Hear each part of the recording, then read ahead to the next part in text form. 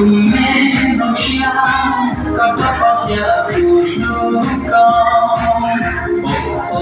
me non siamo già non ti auguro cosa me non siamo capati a giusto rồi giờ tu gió kinh gió chia cho tua tu du cha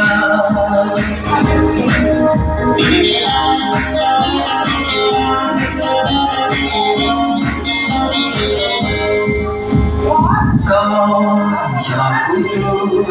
già kuli, moi shi, già za xia, già za ba, hoa hoa, rong xia, nói cụ thia, trái cụ thia, hay nhà cụ lưu có đi lần ô cùng mẹ non xia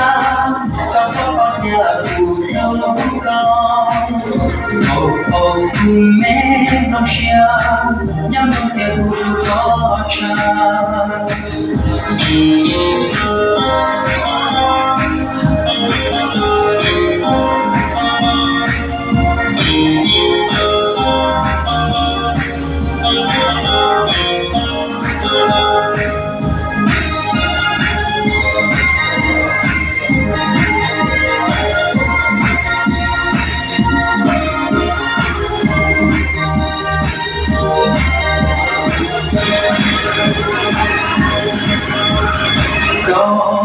già kutu,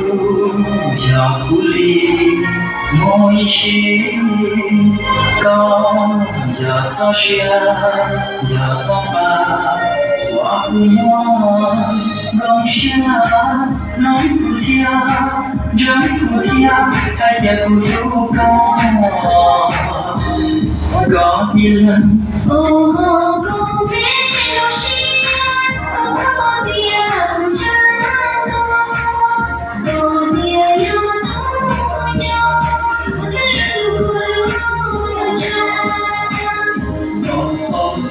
Mẹ non xia,